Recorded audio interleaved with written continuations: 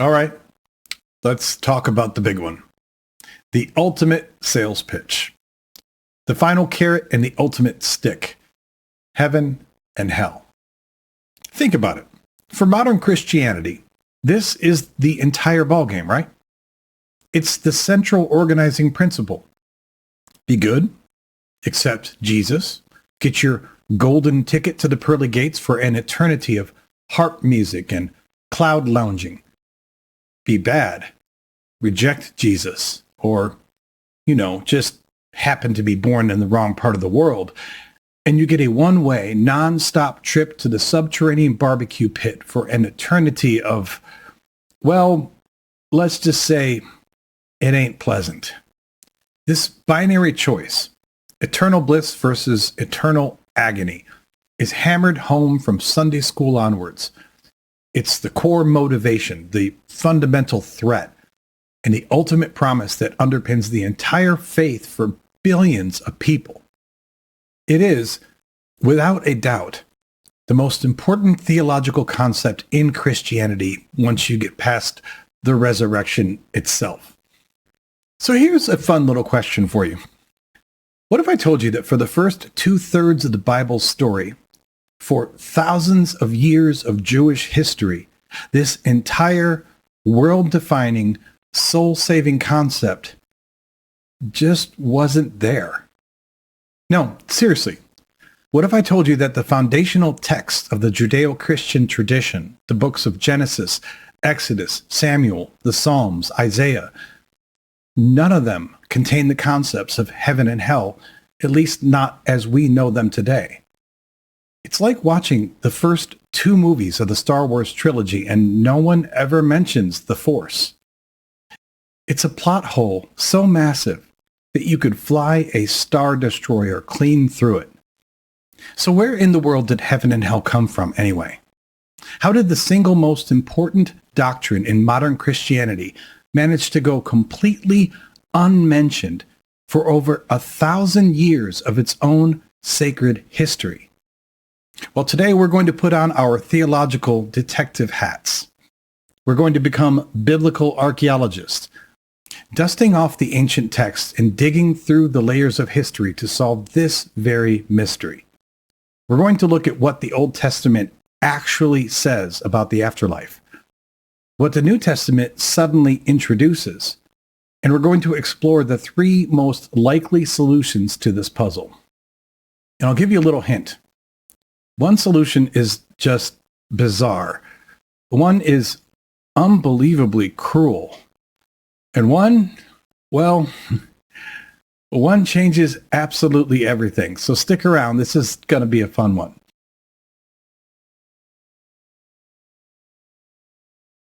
All right, let's start with the place that everyone's afraid of. The eternal lake of fire, the domain of Satan, the place of weeping and gnashing of teeth. Hell. If you're a Christian, avoiding this place is job number 1. So you would assume that God, from the very beginning, would have made its existence crystal clear, right?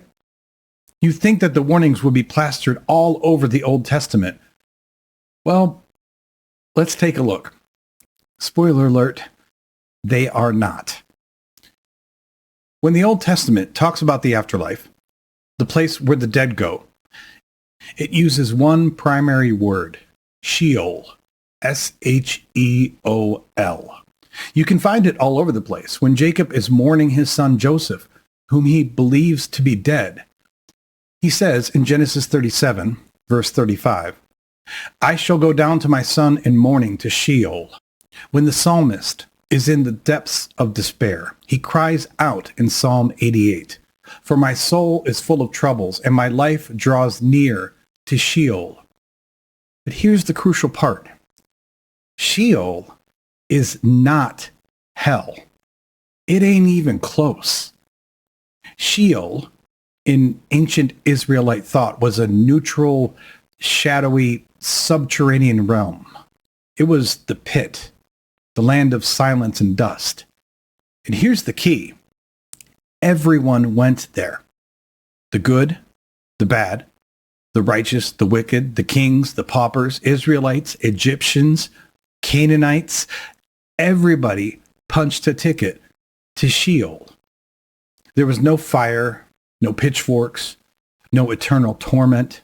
It was more like a state of nothingness, a quiet, dusty, boring, permanent sleep.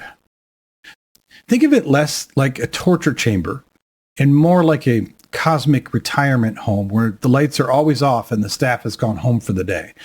I always like to think of it as what we currently think of with graveyards, as though there are souls hanging around there. But they're not really doing much unless you're totally into the occult. Except that in Sheol, that graveyard is below the earth instead of above. In Isaiah chapter 14, there's this incredible taunt against the king of Babylon, describing his arrival in the underworld. And it says, Sheol beneath is stirred up to meet you when you come.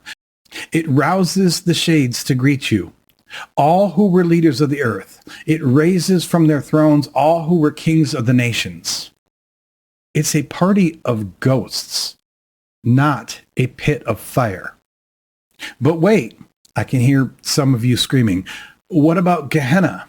What about the worms that don't die and the fire that's not quenched? Great questions. Let's tackle those. The word that Jesus later uses for hell in the New Testament is Gehenna. But Gehenna wasn't originally a spiritual realm. It was a literal, physical place on earth.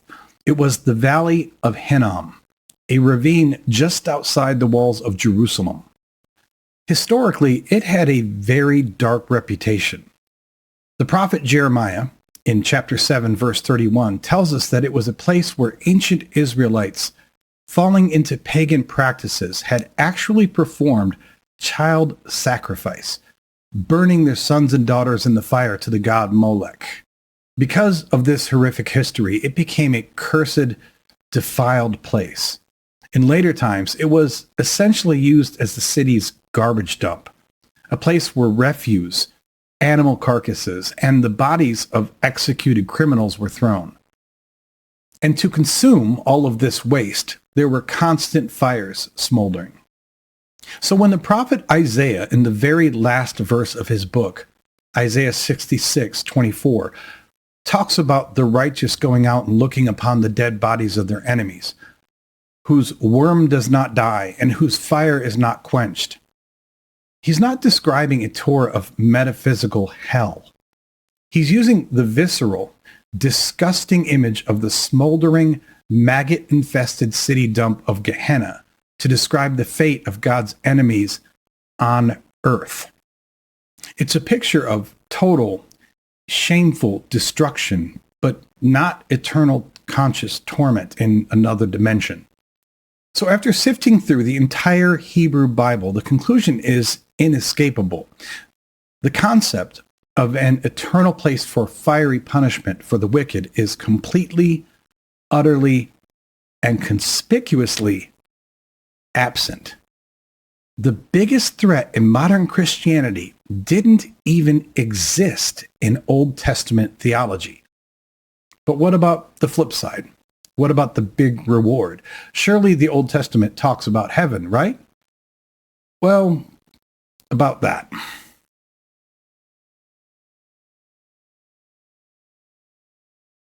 If hell is the stick, then heaven is the ultimate carrot, the promise of eternal life in paradise, walking with God, reunited with loved ones.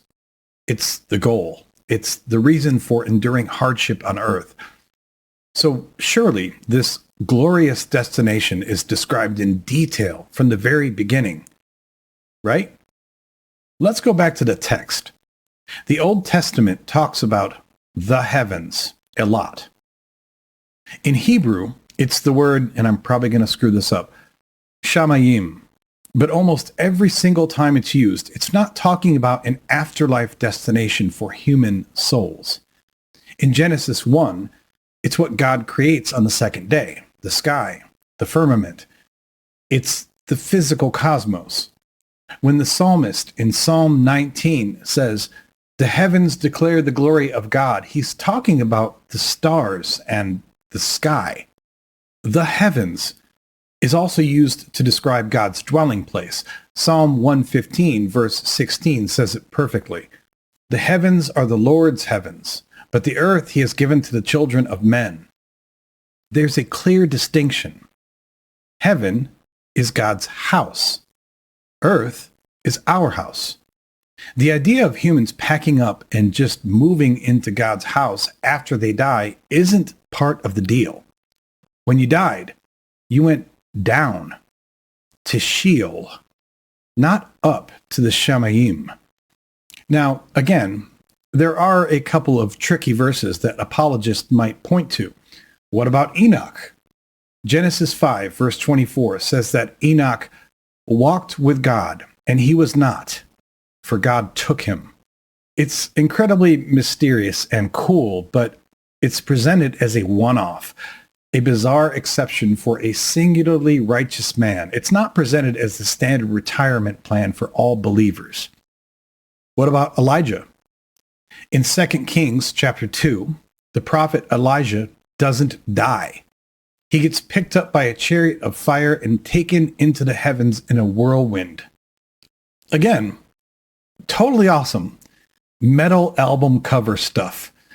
But this is an extraordinary event for one of the greatest prophets in Israel's history.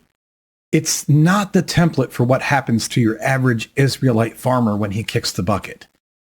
These are the exceptions that prove the rule.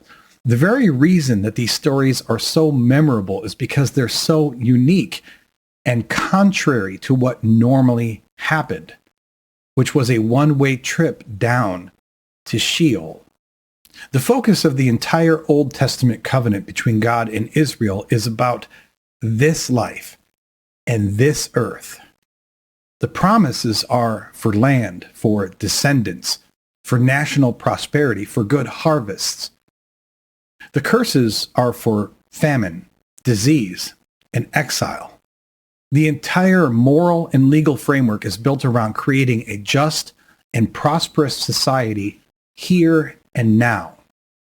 The idea of enduring suffering in this life to get a cosmic payout in the next one is a profoundly New Testament idea, and it is almost entirely alien to the Old Testament. So now our mystery deepens. For over 1,000 years of sacred history, there is no eternal punishment for the wicked and no eternal paradise for the righteous. The afterlife is a bleak, neutral, equal opportunity nothingness for everybody. And then suddenly, everything changes.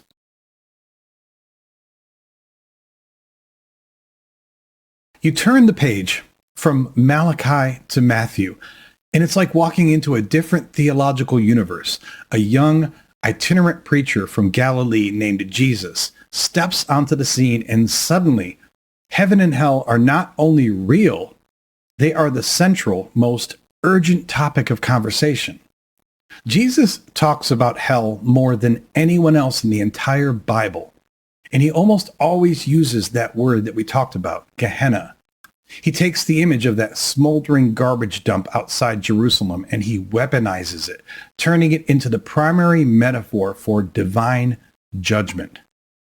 In the Sermon on the Mount, Matthew 5, verse 22, he warns that anyone who calls his brother a fool will be liable to the hell or Gehenna of fire. In Mark chapter 9, he gives his absolutely terrifying warning, saying, "And if your hand causes you to sin, cut it off.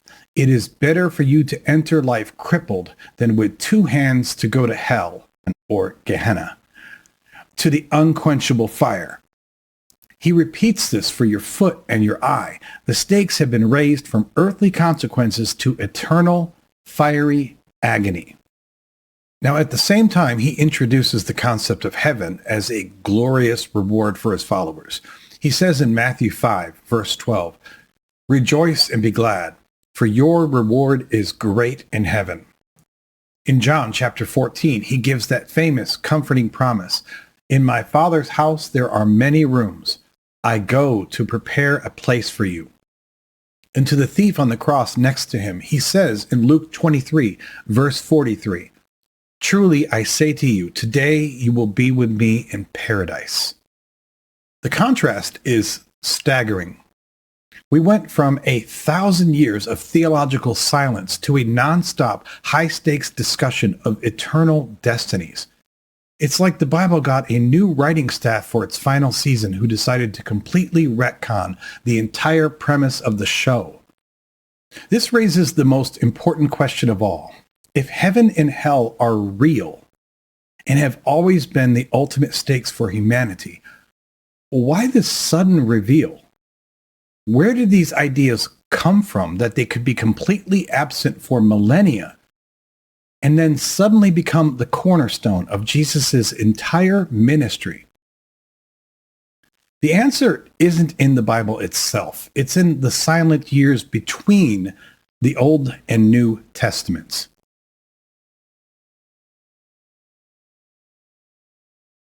The period between the end of the Old Testament writings and the beginning of the New Testament is often called the Intertestamental Period. It was about 400 years of immense change for the Jewish people.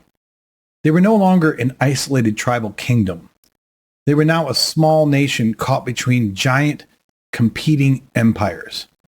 First came the Persians, then Alexander the Great and the Greeks, and finally the Romans. This wasn't just a military and political change. It was a cultural and philosophical fire hose. New ideas, new languages, and new beliefs started flooding into Jewish thought. From the East, from Persian Zoroastrianism, came a much stronger sense of dualism, a cosmic battle between a force of ultimate good. In the case of Zoroastrianism, that was Ahura Mazda, and a force of ultimate evil that they called Angra Mainyu. This worldview included concepts of a final judgment, bodily resurrection, and a separation of the righteous and the wicked into different afterlife realms. Sounding familiar? From the West, from Greco-Roman culture, came deeply developed ideas about the underworld itself. The Greeks didn't just have a single generic afterlife.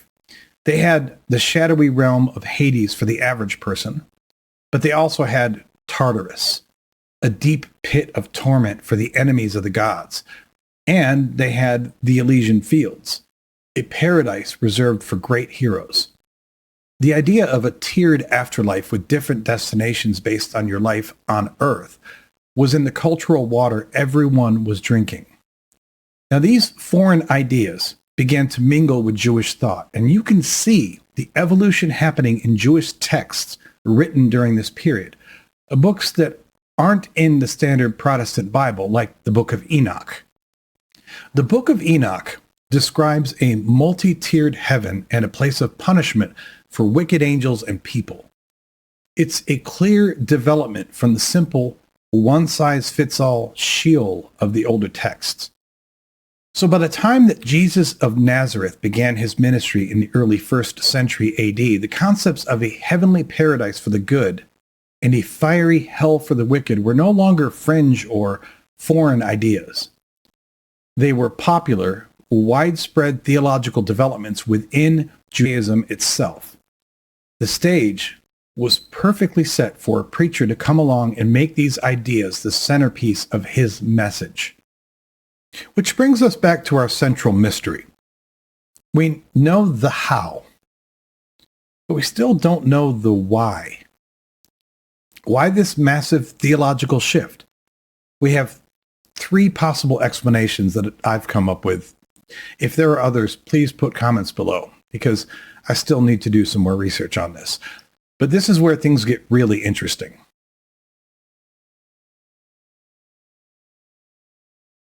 Okay, so we have a crime scene, a theological plot hole. The most important concepts in modern Christianity are missing from the first 2/3 of the evidence. We've established the timeline. Now we have to figure out the motive. Let's look at our three prime suspects for explaining this discrepancy.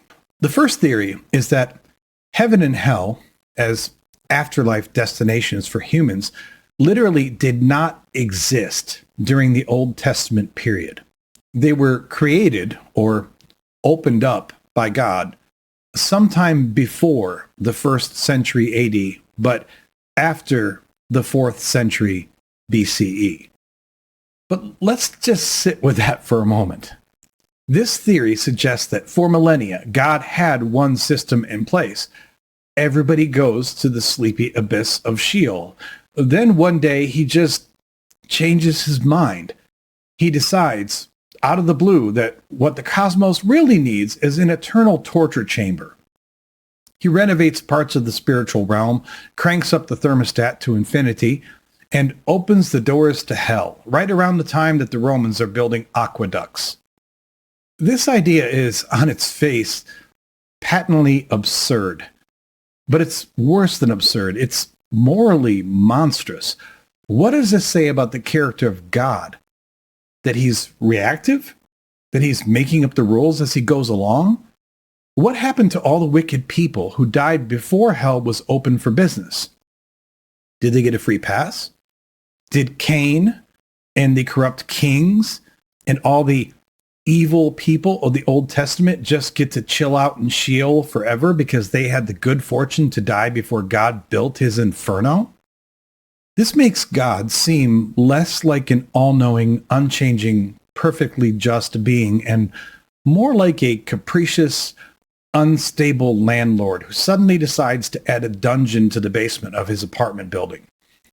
This theory is so logically and morally incoherent that almost no serious theologian would defend it. So let's move on to the more popular explanation. Now this here is the go-to explanation for many conservative Christians. The idea of progressive revelation is that God didn't reveal all of his truth to humanity at once. He doled it out in bits and pieces and stages as humanity became mature enough or ready to handle it. So the argument goes, God always knew about heaven and hell, but he kept it under wraps for a few thousand years because the ancient Israelites just weren't ready for that kind of heavy information. Now, at first glance, this may sound plausible. A good teacher doesn't teach quantum physics to a kindergartner. But the analogy falls apart instantly when you think about it for more than 3 seconds. We're not talking about complex physics here. We're talking about the single most critical piece of information for a person's eternal destiny. According to this theory, God gave the Israelites incredibly complex and detailed laws about everything. About what fabrics they could wear, what foods they could eat, how to handle mildew in their houses, intricate rules for animal sacrifices.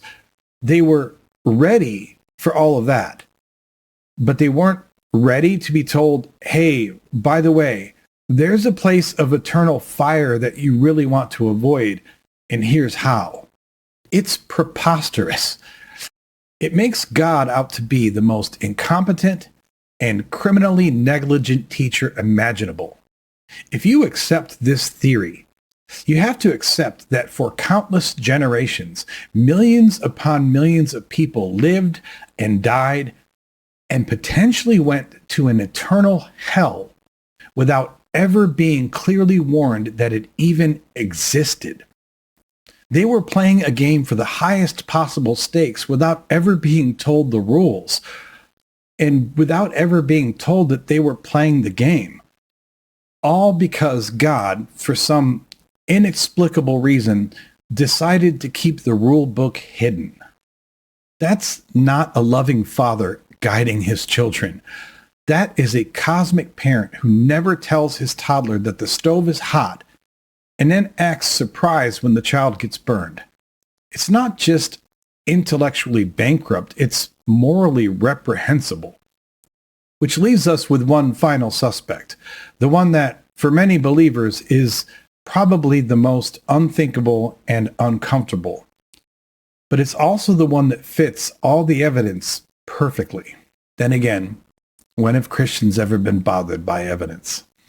What if the reason that heaven and hell aren't in the Old Testament is simply because they hadn't been invented yet?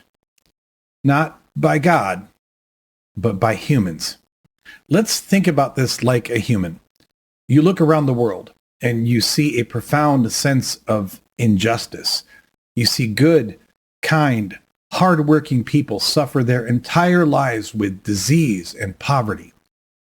Conversely, you see cruel, corrupt, greedy people thrive, living in luxury and dying peacefully in old age. It doesn't seem fair. It screams out for some kind of cosmic rebalancing. So what do? You tell a story. You create a narrative where, after death, the scales are finally balanced. The good people who suffered on earth are rewarded with an eternity of bliss, and the evil people who got away with it all their lives finally get their comeuppance in a place of eternal punishment. It's a powerful, comforting, and psychologically satisfying story. It addresses our deepest need for justice and order in a chaotic world. Now, let's overlay this with the history that we just talked about. Every Israelite society had Sheol. No justice, just nothingness. But as they came into contact with other cultures that had more developed ideas of post-mortem justice, those ideas were appealing. They were adopted. They evolved. They were written about in new theological texts. By the first century, they were a common part of the religious landscape. Although, of course, they never got back written into the Old Testament. And then comes Jesus of Nazareth, a brilliant, charismatic Jewish rabbi living and preaching in first century Galilee. He was raised in this culture. He learned from teachers who were debating these very ideas. So when he talks about heaven and hell, he's not revealing a timeless, divine secret that God had been hiding for millennia. He's simply teaching and elaborating on a popular, contemporary, and ultimately man-made theological concept of his time. This theory actually explains everything perfectly.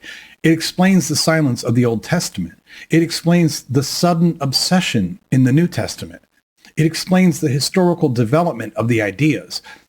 It requires no belief in a God who is either bizarrely reactive or sadistically negligent. It makes perfect, logical, historical sense. The only casualty of this theory, and I guess it is a big casualty depending upon where you come from theologically, is that it requires us to let go of the belief that Jesus was a divine being with secret knowledge of the cosmos. It asks us to see him as what the historical evidence suggests that he was: a man, a remarkable man, a revolutionary teacher, but a man of his time, teaching the ideas of his time.